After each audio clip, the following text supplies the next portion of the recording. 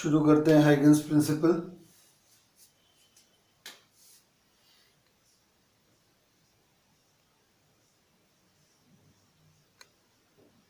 कुछ लोग ह्यूजेंस भी पढ़ते हैं।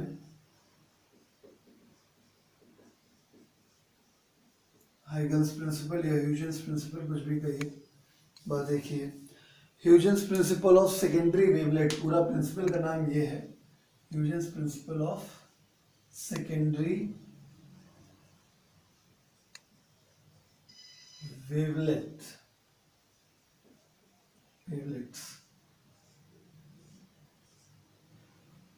ठीक है, तो बेसिकली ये प्रिंसिपल तीन एजम्पशंस का कॉम्बिनेशन है। ये प्रिंसिपल तीन एजम्पशंस का कॉम्बिनेशन है। इसमें तीन एजम्पशंस जो हैं उसको लिया गया है और उन्हीं को कलेक्टिवली हम लोग ह्यूजेंस प्रिंसिपल या हाइगन्स प्रिंसिपल कहते हैं। ठीक है, तो this principle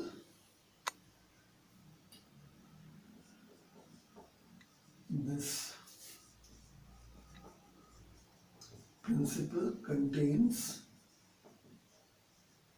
following three assumptions। ठीक है, तीन एजम्पशंस को कंटेन करता है। पहला एजम्पशन क्या है? पहला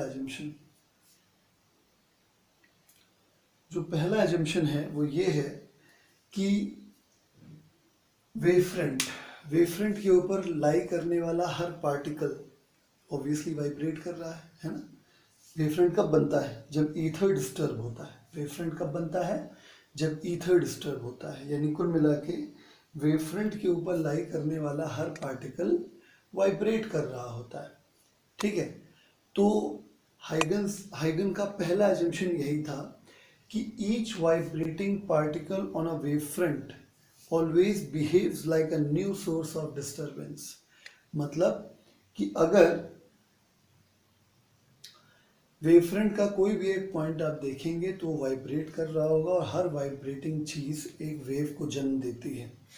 यानी each vibrating particle on a wavefront behaves as a new source of disturbance called secondary wavelet. ठीक है, मतलब अब वो आगे के लिए नए सोर्स की तरह काम करेगा, इसलिए उसे सेकेंडरी वेवलेट कहा जाएगा। यानी कहने का मतलब ये हुआ कि जब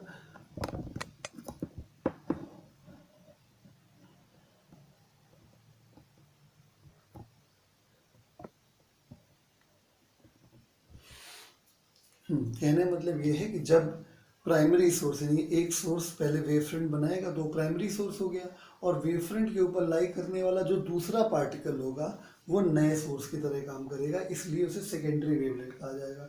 फिर उससे आगे जो बनेगा वेवफ्रंट, उसके ऊपर लाई करने वाला पार्टिकल फिर एक नए सोर्स की तरह काम करने लगेगा, यानी तब फिर वो सेकेंडरी हो जाएगा और उसके लिए पहला वाला प्राइमरी हो जाएगा। यानी समझ रहे हैं ना, जो सोर्स वेवफ्रंट बना रहा है वो प्राइमरी, और वेवफ्रंट के ऊपर लाई करने वाला जो पार्टिकल है उसको जब हम नया सोर्स मानेंगे तो सेकेंडरी वेवलेट हो जाएगा।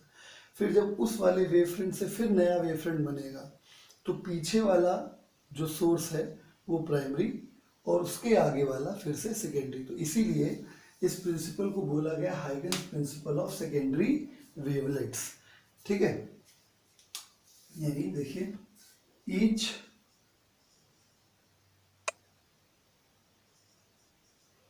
particle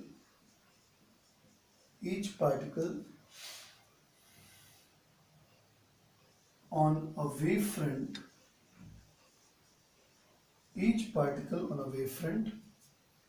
acts as a new source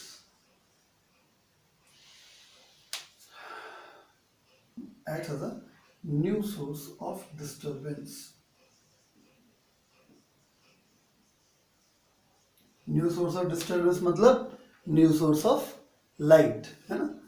तो each particle on a wavefront acts as a new source of disturbance called secondary wavelet. अभी हम बना के आपको बताएंगे, ठीक है। Called secondary wavelet. हर पार्टिकल, ठीक है, एक नए सोर्स की, हर पार्टिकल जो कि वेवफ्रंट पर होता है वो एक नए सोर्स की तरह काम करता है, इसे सेकेंडरी वेवलेट कहते हैं, ठीक है। दूसरा एजम्पशन क्या है? सेकेंडरी वेवलेट चारों तरफ फैलते हैं। जब लाइट सोर्स ऑन किया जाता है तो सेकेंडरी वेवलेट चारों तरफ फैलते हैं, और चारों तरफ जब फैलते हैं तो कितनी स्पीड से फैलते हैं? With speed of light. यानी अगर वैक्यूम की बात करी जाए तो 3 × 10⁸ मीटर पर सेकेंड की स्पीड से फैलते हैं। यानी जो ये वेवलेट्स बनते हैं या ये जो वेवफ्रंट आगे बढ़ते हैं, ये चारों तरफ बढ़ते हैं, 3 डायमेंशनल स्पेस में हर तरफ बढ़ते हैं, और कितनी स्पीड से बढ़ते हैं? With speed of light. तो सेकेंडरी वेवलेट्स, अगला एजम्पशन है क्योंकि देखिए दिखाई तो कुछ दे नहीं रहा है, हाइगन ने सारी चीजें एज्यूम करी थी, एज्यूम करने के बाद जो चीजें उन्होंने कंक्लूड करी वो सही सही बैठ गई, मतलब प्रैक्टिकली वो चीजें वेरीफाई हो गई, तो मान लिया गया कि हाँ कि उनका जो एजम्पशन है वो सही है। The secondary wavelets, Tushar Singh mic बंद कर लो बेटा। The secondary wavelets spread out in all directions। all direction मतलब 3 डायमेंशनल की बात हो रही है। in all directions with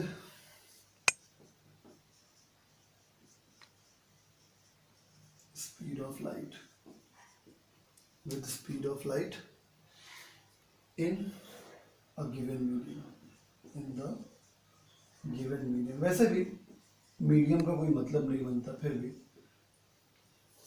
उन्होंने कह दिया, सामने भी लिख दिया। वैसे भी लाइट को चलने के लिए किसी मटेरियल मीडियम की रिक्वायरमेंट नहीं है। यहाँ पे जो मीडियम की बात हो रही है, यहाँ पे मीडियम की बात हो रही है ईथर की, ठीक है। तो ईथर में जो सेकेंडरी वेवलेट्स हैं वो हर तरफ, चारों दिशाओं में जितनी भी दिशाएं होती हैं 3 डायमेंशनल स्पेस में, हर तरफ बराबर स्पीड से दौड़ने लगते हैं, ठीक है।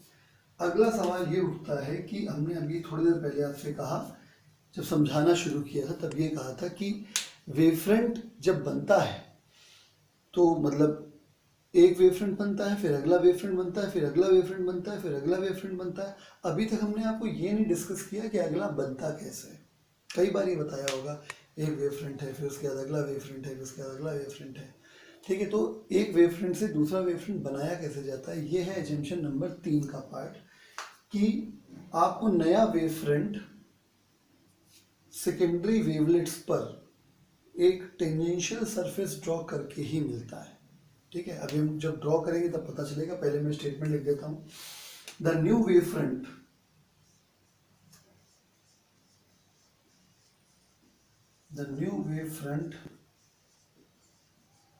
at any later time, the new wavefront at any later time is given by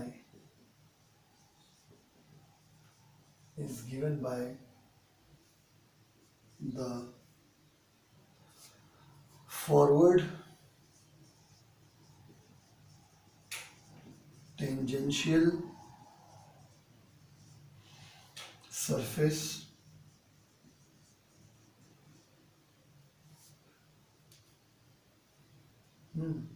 on secondary wavelets at that time। तीसरा पॉइंट थोड़ा ऊपर से जा रहा होगा अभी, लेकिन अभी सब क्लियर हो जाएगा समय के साथ साथ, ठीक है। नया वेवफ्रंट किसी भी क्षण बाद में कैसे बनाया जाता है?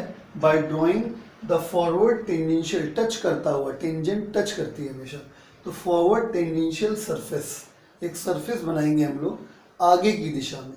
फॉरवर्ड, तीनों शब्दों पे ध्यान रखिएगा, आगे की तरफ यानी पीछे नहीं बनेगा, टेंजेंशियल मतलब टच करता हुआ, और क्या टच करता हुआ क्या बनेगा? सरफेस बनेगा। किस पे बनेगा? ऑन सेकेंडरी वेवलेट्स पर बनेगा, उस मूवमेंट पे जिस मूवमेंट पे आपको वेवफ्रंट चाहिए। तो जिस मूवमेंट पे आपको वेवफ्रंट चाहिए उस मोमेंट पे आप सेकेंडरी वेवलेट्स के ऊपर एक टेंजेंशियल सरफेस फॉरवर्ड डायरेक्शन में ड्रॉ करेंगे, वो आपको नया वेव फ्रंट दे देगा। तो this is complete Huygens principle. It is very important topic, board exam में आता है लगभग थ्योरी में लिखने के लिए। तो कुल मिला के आप समझ गए कि हाइगन्स प्रिंसिपल बेसिकली कोई एक पर्टिकुलर स्टेटमेंट नहीं है, ये 3 अलग अलग स्टेटमेंट का कॉम्बिनेशन है। आई बात समझ में? तो ये हो गया Huygens principle of secondary wavelets. अब हम आपको ये बताने जा रहे हैं, तीसरा पॉइंट डिस्कस करने जा रहे हैं कि ये हाइगन्स प्रिंसिपल में जो तीसरा पॉइंट है सेकेंडरी वेवलेट से कैसे नया वेव फ्रंट बनता है इसके बारे में, या वेव फ्रंट कैसे आगे बढ़ता है, ठीक है, और प्राइमरी वेवलेट्स सेकेंडरी वेवलेट्स क्या क्या चीज़ें होती हैं, ये सब डिस्कस करेंगे। इसमें इस टॉपिक के अंतर्गत नाम है हाइगन्स कंस्ट्रक्शन। हाइगन्स कंस्ट्रक्शन, इसमें हम लोग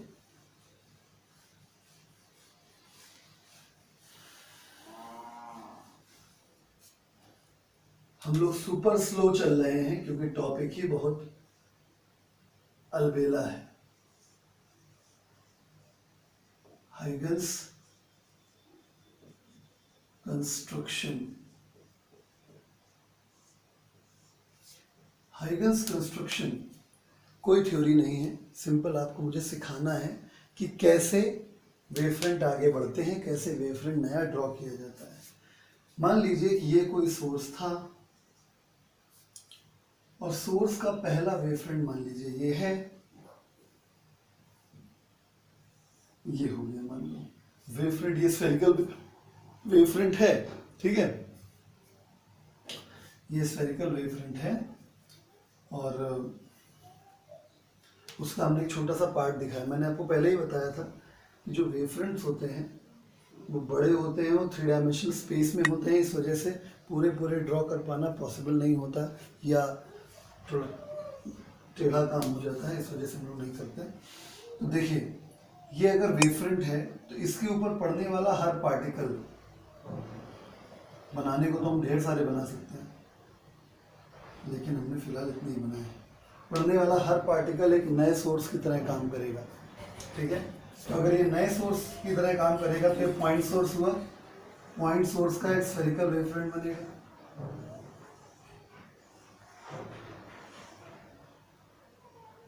सबका अपना अपना एक थोड़ा दूर है, एक स्फेरिकल वेवफ्रंट बन गया। सभी ने अपने अपने पॉसिबल स्फेरिकल वेवफ्रंट्स बना दिए। अब क्या करना है, एजम्पशन नंबर 3 के अनुसार आपको इन वेवफ्रंट्स को टच कराते हुए, ठीक है, थोड़ा चपटा हो गया है,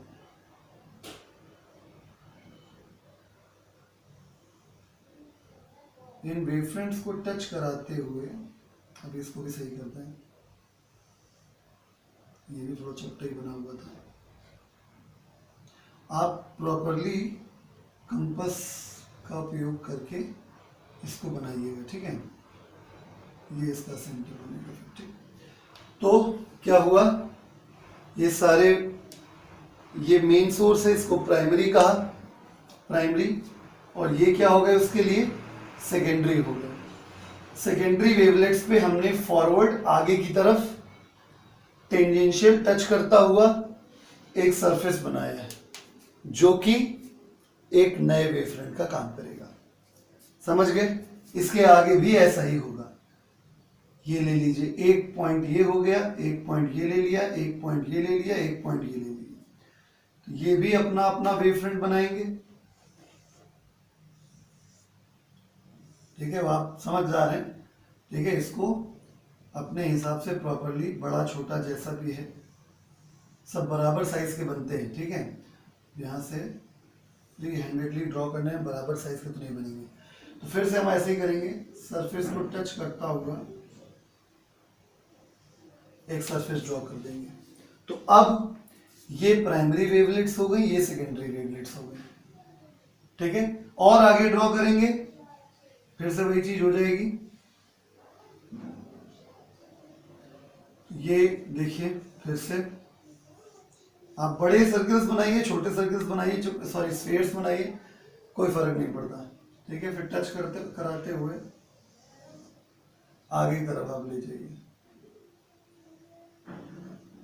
ये हो गया, समझ गए। तो अब क्या हुआ, ये प्राइमरी हो गया और ये सेकेंडरी हो गया, क्लियर है ना। ठीक है, मतलब इस प्रकार से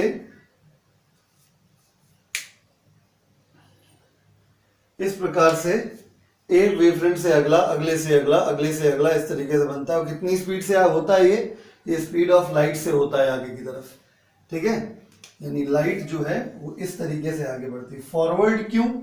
क्योंकि एनर्जी का जो प्रोपगेशन होता है वो हमेशा फॉरवर्ड डायरेक्शन में होता है, कभी भी बैकवर्ड डायरेक्शन में नहीं होता है। इसलिए हम लोग जो टेंजेंशियल सरफेस ड्रॉ कर रहे हैं वो हमेशा फॉरवर्ड डायरेक्शन में ड्रॉ करते हैं, कभी बैकवर्ड डायरेक्शन में ड्रॉ नहीं करते हैं। एक बार पूछा गया था बोर्ड एग्जाम में कि जो टेंजेंशियल एनवलप है, जो वेवफ्रंट है, वो आगे ही क्यों बनाया जाता है, पीछे क्यों नहीं बना सकते। ड्रॉ करने को तो पीछे भी टच कराते हुए ड्रॉ कर सकते हैं, लेकिन वेवफ्रंट का लॉजिक है, वेवफ्रंट का प्रोपगेशन रिप्रेजेंट करता है वेव के प्रोपगेशन को। ठीक है, वेव के प्रोपगेशन को शो करता है, तो वेव हमेशा आगे बढ़ती है ना कि पीछे आती है सोर्स की तरफ। इस वजह से वेवफ्रंट भी हमेशा आगे बढ़ता है। तो मैं लिख सकता हूं, ये हो गया है। चलिए आपको एक और एग्जांपल हम दे देते हैं, प्लेन वेवफ्रंट वाला भी। प्लेन से प्लेन बनता है, ठीक है। देखिए जैसे मान लीजिए आपके पास ये एक प्लेन वेवफ्रंट है, अब यहां पे, ठीक है, तो ये प्लेन वेवफ्रंट है, इसके ऊपर हमने 4 पॉइंट्स ले लिए हैं। 4 पॉइंट्स में आप बनाइए अपना अपना वेवफ्रंट, इनका कोशिश करिए कि सब बराबर साइड का बने। तो फिर जब फॉरवर्ड टेंजेंशियल सरफेस ड्रॉ करेंगे तो ये प्लेन ही बनेगा।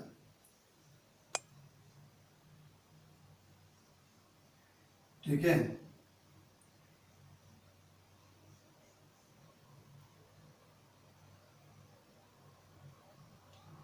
ये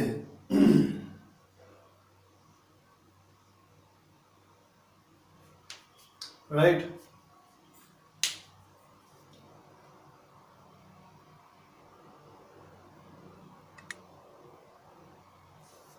और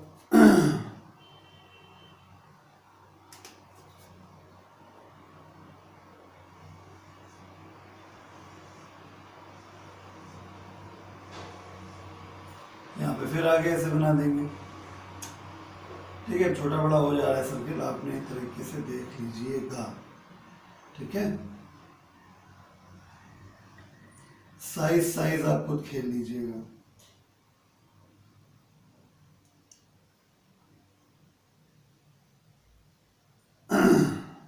ठीक है, तो ये नया वेव फ्रंट हो गया। तो इस तरीके से ये मतलब जो एनर्जी है, वेव है, वो ऐसे प्रोपगेट हो रही होगी। This was Huygens construction.